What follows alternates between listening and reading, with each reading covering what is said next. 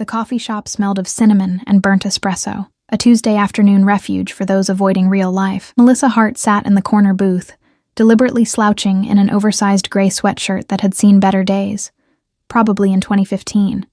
Her hair was pulled back in a messy bun that wasn't the fashionable kind, and she'd chosen her oldest pair of jeans, the ones with a small stain on the knee from a pasta incident she'd rather forget. No makeup. Definitely no makeup. She checked her phone for the third time in 5 minutes. Her best friend Tracy had set up this blind date, and Melissa had agreed only to stop the incessant nagging. After 3 years of failed relationships and one spectacularly disastrous engagement to a man who'd emptied her savings account before disappearing, Melissa had developed a foolproof strategy. Look as unappealing as possible on first dates. If a man couldn't handle her at her worst, he didn't deserve her at her best. Or something like that. Mostly, she just wanted to get through the next hour without another disappointment. The door chimed, and Melissa glanced up expecting to see some average guy in khakis. Tracy's usual type she tried to push on her. Instead, a man in an impeccably tailored charcoal suit walked in, the kind of suit that whispered money rather than shouted it. He was tall, with dark hair touched with silver at the temples, and he moved with the quiet confidence of someone who'd never questioned his place in the world. Melissa watched him scan the coffee shop, probably looking for some Instagram model he was supposed to meet. Their eyes met. He smiled and walked directly toward her table. "Melissa?" His voice was warm, with a slight rasp that suggested either too many late nights or too much good whiskey. "I'm Christopher Dane. Tracy said you'd be in the corner booth." Melissa's mouth went dry. This couldn't be right. Tracy had described her blind date as a nice guy from work, who was recently single and could use a friend. This man looked like he'd stepped out of a Forbes magazine cover. She glanced down at her ratty sweatshirt and wanted to disappear into the cracked leather booth. "That's me," she managed, not standing up. "You can sit if you want, or not. I mean, if you need to leave, I totally understand." Christopher's smile widened, revealing a dimple in his left cheek. "Why would I leave? I just got here." He slid into the booth across from her, with an ease that made her even more nervous. "I have to say, Tracy didn't mention you had the most expressive eyes I've ever seen. They're remarkable." Melissa blinked. "Are you sure you have the right Melissa? Melissa Hart? Works at Patterson Elementary as a third-grade teacher? Patterson Elementary loves murder mystery podcasts, has a cat named Agatha Christie, and makes the best chocolate chip cookies in 3 counties, according to Tracy." Christopher leaned back, completely relaxed. "That's what I was told. The cookie thing intrigued me most, I have to admit." Despite herself, Melissa felt a small smile tugging at her lips. "Tracy talks too much." "Tracy is a talented project manager and an excellent judge of character," Christopher said. "She's worked for my company for 2 years, and I've learned to trust her instincts." "Your company?" Melissa's heart sank. Of course. He was Tracy's boss. This was some kind of pity date, probably arranged because Tracy had mentioned her pathetic post-breakup hermit lifestyle one too many times in the office. "I own a consulting firm downtown. Very boring stuff. Corporate restructuring, efficiency analysis, that sort of thing." He waved his hand dismissively. "I'd much rather hear about third graders. I imagine they're far more entertaining than middle-aged executives worrying about profit margins." A barista appeared at their table, and Christopher ordered a black coffee and asked Melissa what she wanted. She asked for a chai latte, then immediately regretted it. It sounded so pretentious. Why hadn't she just said regular coffee? "So," Christopher said once the barista left, "I have a confession to make." Here it comes, Melissa thought. The polite exit. The "you seem nice but" speech. "I told Tracy not to describe me to you. I asked her to keep it vague." He ran a hand through his hair, looking almost sheepish. "I've had some experiences with women who were more interested in my bank account than in me. It gets exhausting, pretending you don't notice when someone's eyes light up at the mention of your job title, rather than something you've actually said." Melissa studied him carefully. There was something genuine in his expression, a weariness around his eyes that she recognized. She'd seen it in her own mirror after Jeremy left, that bone-deep tiredness that comes from being disappointed by people you'd trusted. "Tracy didn't tell me anything except that you were single and could use a friend," Melissa said honestly. "I almost canceled 3 times. I'm not really in a dating place right now, or ever again, possibly." Bad breakup? Theft and abandonment combo special. The words came out more bitter than she'd intended. Sorry, I'm not usually this cynical, or this underdressed. She gestured at her sweatshirt. Full disclosure, I dressed like this on purpose. I've been sabotaging my own dates for 6 months. Christopher laughed, a genuine sound that made a few other patrons glance over. That's brilliant. Wish I'd thought of it. I once wore a fake mustache to a setup dinner. Didn't work. She complimented it. Melissa couldn't help but laugh. You did not. I absolutely did. It was a very dignified mustache. Made me look like a Victorian gentleman, or so I told myself. He accepted his coffee from the returning barista with a nod of thanks. The relationship lasted 3 weeks before she asked if I'd consider investing in her friend's cryptocurrency startup. That's when I knew the mustache had failed its mission. They talked for an hour, then 2.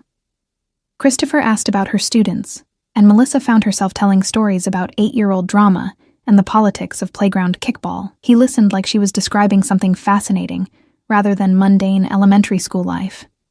When she asked about his work, he described it with self-deprecating humor, making corporate consulting sound almost adventurous. I should probably go, Melissa finally said, noticing the coffee shop was preparing to close. I have lesson plans to finish. Can I see you again? Christopher asked, his directness catching her off guard. Maybe somewhere you feel comfortable dressing however you want, though I have to say, that sweatshirt is growing on me. Melissa hesitated. Every instinct screamed to say no, to protect herself, to not risk another heartbreak. But something about Christopher felt different. Maybe it was the way he'd looked at her ratty clothes and messy hair and smiled like she was exactly what he'd hoped to find. Okay, she said quietly. But I choose the place, and I'm paying for myself. Deal, Christopher said, standing and offering his hand to help her up. She took it, feeling the warmth of his palm against hers. As they walked toward the door, Melissa's phone buzzed. A text from Tracy. How's it going? Did you scare him off yet? Melissa glanced at Christopher, who was holding the door open for her, his expression hopeful and kind. She had no idea that the man she'd just agreed to see again was worth more than most small countries' GDP, or that his consulting firm was actually a global empire with offices on 4 continents. She didn't know that Christopher Dane's name appeared regularly in financial newspapers, or that his last relationship had ended when he'd discovered his girlfriend had sold their private conversations to a tabloid. All she knew was that for the first time in 3 years, she felt a flutter of something that might have been hope. What Melissa couldn't have known was that Christopher had made a decision the moment he'd seen her deliberately slouched in that oversized sweatshirt, making no effort to impress him. He'd found exactly what he'd been searching for.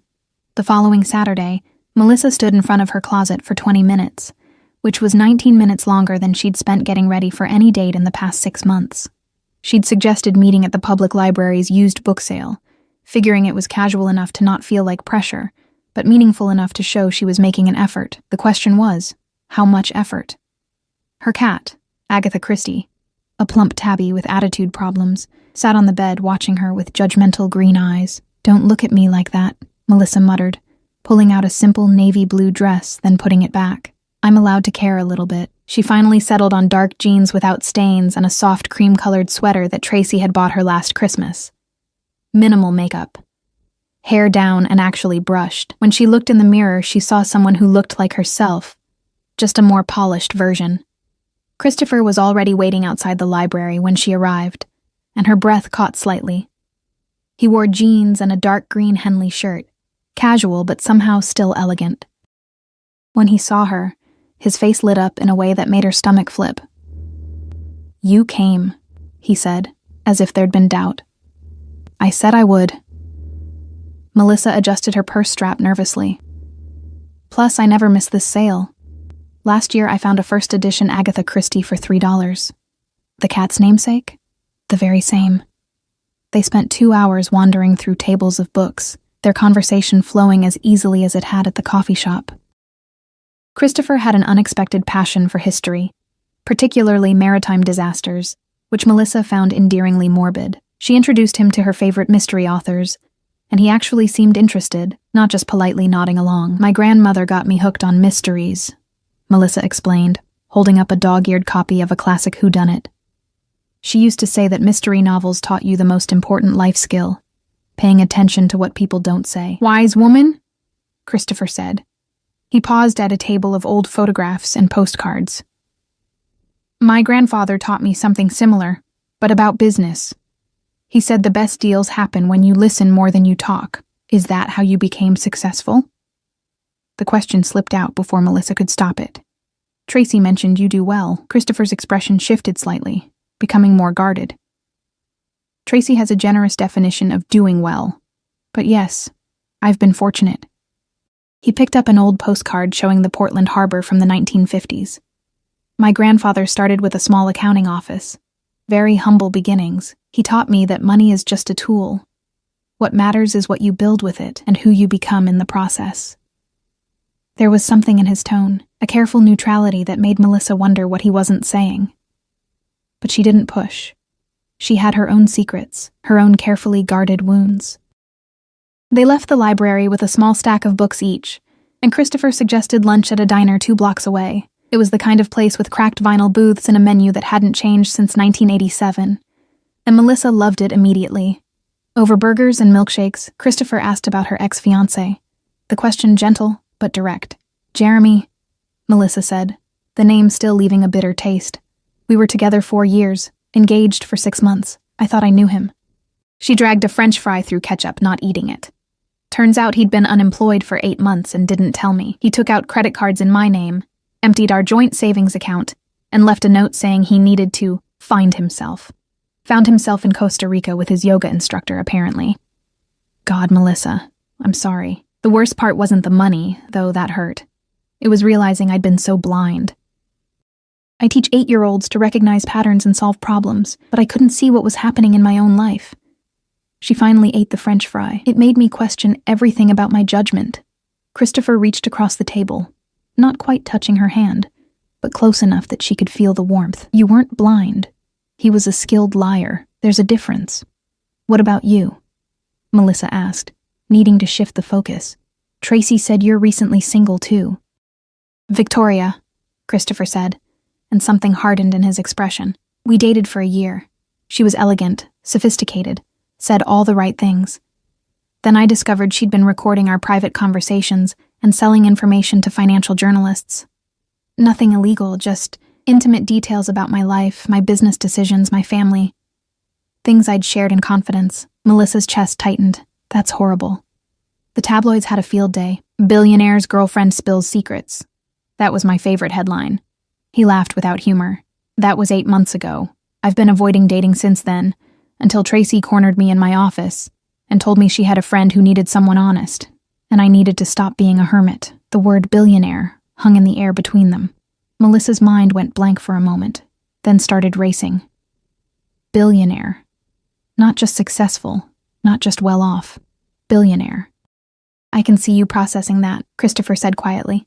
"I should have told you sooner, but I was enjoying being just Christopher for a while. Not Christopher Dane of Dane Industries. Just me." "Dane Industries?" Melissa's voice came out higher than intended. "The Dane Industries? The one that's renovating half the waterfront? That owns the buildings downtown with your name on them? Technically, the buildings don't have my name on them. The company does." He ran a hand through his hair, looking genuinely uncomfortable. "This is why I don't lead with it. Everything changes. People start calculating net worth instead of listening to what I'm saying." Melissa sat back in the booth, her mind reeling. Tracy hadn't just set her up with her boss. She'd set her up with one of the wealthiest men on the West Coast. And Melissa had shown up to their first date in a stained sweatshirt. "I need a minute," she said, standing abruptly. "I'm not leaving. I just need to breathe." She walked to the diner's bathroom, splashed cold water on her face, and stared at herself in the mirror. This was insane.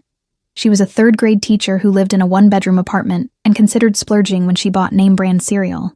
He was a billionaire. Actual billionaire. The math didn't work. But then she remembered the way he'd listened to her stories about her students, genuinely interested. The way he'd laughed at himself, not taking anything too seriously. The vulnerability in his eyes when he'd talked about Victoria's betrayal. When she returned to the table, Christopher was staring at his untouched milkshake. "I'm not good at this," Melissa said, sliding back into the booth. "I don't know how to date someone who probably has a private jet. 3, actually," Christopher said, then winced. Sorry. Bad joke. Melissa, I don't want you to think about any of that. I just want to spend time with someone who sees me, not my bank account. Can we try that? I'm terrible at pretending things don't exist. I'm not asking you to pretend. I'm asking you to get to know me before deciding what the money means. His eyes were earnest, almost pleading. I like you. I like that you dressed in your worst sweatshirt to try to scare me off. I like that you're honest and you don't play games. I like that you're sitting here telling me you're terrible at this instead of pretending it's not complicated. Melissa took a deep breath. Okay, but I have conditions. Name them. We split everything. I'm not comfortable with you paying for things all the time. It feels like a power imbalance. She held up a hand when he started to protest. I know it's not rational, but it's important to me. Agreed. Though I reserve the right to occasionally bring you coffee. And we take this slow. I mean glacially slow. I need time to figure out if this is real, or if I'm just dazzled by the impossible fairy tale of it all. I can do slow, Christopher said. Though for the record, I'm the one who feels like I'm in a fairy tale. Do you know how rare it is to meet someone genuine? They finished their lunch, the tension easing back into comfortable conversation. As they walked back to their cars, Christopher's phone rang. He glanced at it and grimaced. I have to take this. Business crisis. Can I call you later? Sure, Melissa said, and meant it. She watched him walk away, phone pressed to his ear, his entire demeanor shifting into something more authoritative. This was the billionaire CEO, she realized. The man who ran an empire, and somehow, impossibly, he wanted to date her. Her phone buzzed with a text from Tracy. Tell me everything. Melissa smiled and typed back. You have so much explaining to do. What she didn't know was that the business crisis on Christopher's phone was his brother, demanding to know why Christopher was wasting time with some nobody teacher when there were appropriate women who understood his world, or that Christopher had told his brother to mind his own business in language colorful enough to make a sailor blush. The real test, Melissa would discover, wasn't whether she could handle Christopher's wealth. It was whether she could handle everyone else's reaction to it. 3 weeks into dating Christopher, Melissa's carefully constructed normal life began to crack at the seams. It started small. A photographer outside her apartment building, a gossip blog mentioning mystery woman seen with Christopher Dane, Tracy pulling her aside at school pickup with wide, worried eyes. Have you seen what they're writing about you online? Tracy asked, shoving her phone toward Melissa. The headline read, Billionaire Christopher Dane's new flame, elementary school teacher or gold digger in disguise. Melissa's stomach turned as she scrolled through the article, which speculated about her motives, her background, even included a photo of her apartment building with the caption, Modest living, for now.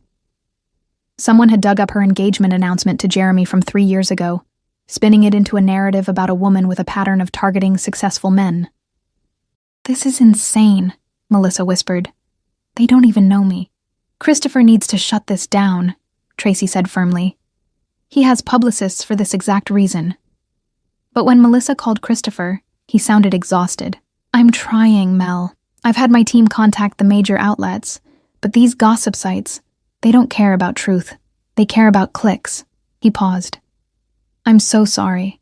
This is exactly what I was trying to protect you from. Maybe we should cool things off, Melissa said, hating the words even as she spoke them. Just until the attention dies down. Is that what you want? Christopher's voice was careful, controlled. Or is that what you think you should want? Melissa sat on her classroom floor after hours, surrounded by construction paper and glitter from the day's art project. I don't know anymore. A photographer followed me to the grocery store yesterday, Christopher. I teach children. I can't have this chaos in my life. Then let me fix it. Come to dinner at my house tomorrow night. Meet my family. Let them see you're real. That we're real. Once they know you, the narrative changes. Every instinct screamed at Melissa to say no, to run back to her safe, predictable life of lesson plans and Friday night murder podcasts. But there was something in Christopher's voice, a vulnerability, a hope, that made her pause. Okay, she said quietly. But if your family hates me, I'm leaving and we're ordering pizza instead. Christopher's laugh was relieved. Deal. Though I should warn you, my brother Marcus can be challenging, and my mother has very specific ideas about appropriate partners. Oh, good, Melissa said dryly. No pressure then. The next evening, Christopher picked her up in a car that cost more than she'd make in 5 years of teaching. The drive to his house, estate, really, took them into the hills overlooking the city, where properties hid behind gates and privacy hedges. I should mention, Christopher said as they approached an imposing iron gate, the house is a bit much. My grandfather built it in the 50s when he made his first million. Every generation has added to it. It's more museum than home at this point. A bit much turned out to be a massive understatement. The house sprawled across manicured grounds, all stone and glass and old money elegance. Melissa felt her courage wavering. I can't do this, she said suddenly. Christopher, look at this place. Look at me. I'm wearing a dress from Target. Christopher put the car in park at the circular driveway and turned to face her. You know what I see when I look at you? Someone brave enough to show up authentically. Someone who didn't pretend to be anything but herself, even when it would have been easier. He took her hand. My family has money, Melissa. That's all. It doesn't make them better or wiser or more deserving of happiness. If anything, it's made some of them worse. They were greeted at the door by a housekeeper who seemed unsurprised by Melissa's existence, which was oddly comforting. The interior was exactly as overwhelming as Melissa had feared. Soaring ceilings, artwork that probably belonged in museums, furniture that looked too expensive to actually sit on. Christopher's mother, Patricia Dane, waited in what was apparently called the sitting room, a space larger than Melissa's entire apartment. She was elegant in the way of women who'd never worried about money, her silver hair perfectly styled, her expression coolly assessing. Mother, this is Melissa Hart. Christopher's hand stayed firmly on the small of Melissa's back. Melissa. My mother, Patricia. Mrs. Dane, Melissa said, offering her hand. It's lovely to meet you. Patricia's handshake was brief, formal. Christopher has told us very little about you. He's been quite secretive. Her tone suggested this was not a compliment. Protective, not secretive, Christopher corrected. Given what happened with Victoria, I think my caution was warranted. A man who could only be Christopher's brother appeared in the doorway. Marcus Dane was younger, sharper somehow, with the same dark hair but cold eyes that immediately sized Melissa up and found her wanting. So you're the teacher, Marcus said, not bothering with a handshake. Interesting choice, Chris. Very unexpected. Marcus? Christopher's voice carried a warning. Dinner was excruciating. They ate in a formal dining room at a table that could seat 20, though only the 4 of them were present. Patricia asked pointed questions about Melissa's family, her education, her prospects. Marcus made comments that walked the line between jokes and insults. Christopher grew increasingly tense beside her. I'm curious, Marcus said over the main course, something French that Melissa couldn't pronounce. What is it about my brother that attracted you? His charming personality? His love of maritime disasters? The implication was clear. Melissa set down her fork carefully. She'd spent 3 weeks being polite, being quiet, trying not to make waves, but she was tired of being treated like a fortune hunter, when she'd been perfectly happy with her modest life before Christopher walked into it. Actually, she said, her voice steady, I didn't know who Christopher was when we met. Your sister... She looked at Patricia. Tracy, your project manager, set us up. She described him as a nice guy from work who could use a friend. I showed up in my rattiest sweatshirt specifically to discourage any romantic interest because I've been avoiding dating since my ex-fiancé stole my savings and disappeared. The table went silent. What attracted me to Christopher, Melissa continued, was that he listened when I talked about my students like their problems actually mattered. He made me laugh. He was kind to the barista and didn't make me feel stupid for not knowing about wine or art or whatever else you all probably consider essential knowledge. She looked directly at Marcus. And honestly, I keep waiting for this to become less terrifying.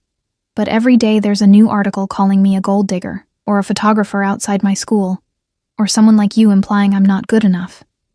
So forgive me if I'm not performing gratitude for the privilege of being interrogated. Patricia's expression had shifted to something that might have been respect. Marcus looked like he'd been slapped. Christopher was trying very hard not to smile. Well, Patricia said after a long moment, at least you have a spine. That's more than I can say for the last 3 women Christopher brought home. Mother, Christopher said, but there was relief in his voice. I like her, Patricia declared, as if that settled everything. She turned to Melissa. You should know that Marcus is protective of his brother, sometimes to the point of rudeness. He means well, even if his execution is terrible. I don't mean well, Marcus muttered. I mean to protect family assets. I don't want Christopher's money, Melissa said tiredly. I don't want his houses or his cars or whatever else comes with this life. I just want him. But I'm starting to wonder if that's even possible when everyone around him sees me as a threat or a transaction. Christopher stood abruptly. We're leaving. Christopher, his mother started. No. Melissa came here as a favor to me, to try to make this easier. Instead, she's been treated like an interloper in her own relationship. He helped Melissa out of her chair. When you're ready to treat her with the respect she deserves, we'll try this again. Until then, we're done. They were in the car before Melissa could process what had happened. Christopher drove in silence for several minutes, his jaw tight. I'm sorry, he finally said. That was worse than I anticipated. Your brother hates me. My brother is an ass who thinks net worth determines human value. Christopher pulled over at a scenic overlook, the city lights spreading below them. Melissa, I need to tell you something. Her heart clenched. This was it. The moment he realized she was too much trouble, that his family was right, that they were from different worlds. I'm falling in love with you, Christopher said quietly. I know it's fast. I know it's complicated. But sitting in that dining room, watching you stand up for yourself against my family, I realized I've never met anyone like you. You're not impressed by money or intimidated by it. You just see me. Melissa's eyes filled with tears. This is really hard, Christopher. I want to believe we can make this work. But you're scared, he finished. I am too. Victoria's betrayal nearly destroyed me. I swore I'd never trust anyone again. Then you showed up in that ridiculous sweatshirt and suddenly I wanted to try.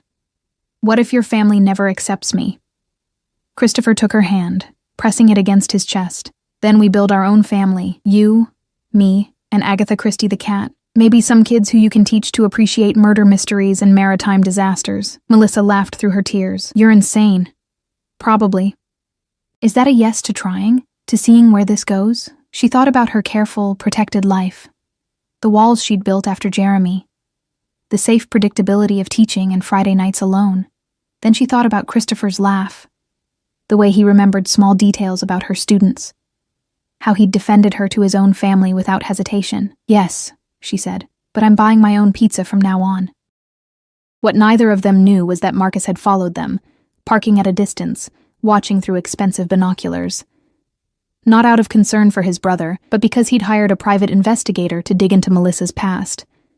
And what that investigator had just discovered would either destroy their relationship or prove that Melissa Hart was exactly who she claimed to be. The private investigator's report arrived on Marcus's desk 3 days after the disastrous family dinner.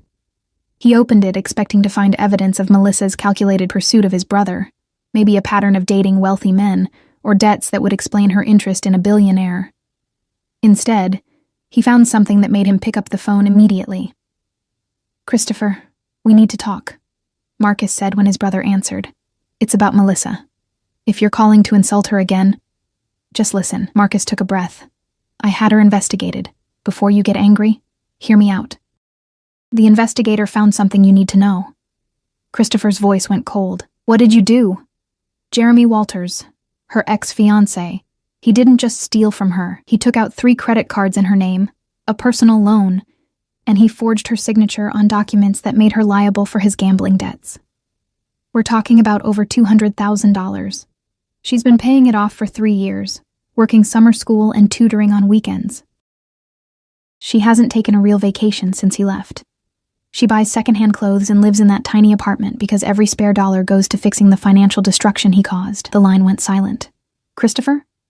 You had no right to invade her privacy like that.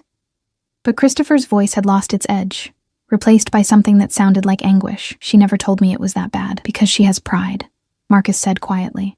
Because she's not with you for money. She's trying to survive despite not having any. Chris, I was wrong about her. Completely wrong. And I need to apologize. Christopher ended the call and immediately drove to Melissa's school. He found her in her classroom after hours as usual, grading papers while eating a peanut butter sandwich for dinner. You don't have to live like this, he said from the doorway.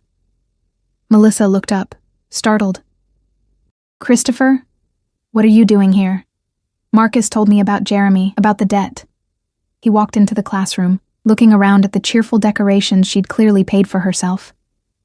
Melissa, why didn't you tell me? Her face flushed. Did your brother investigate me? Seriously?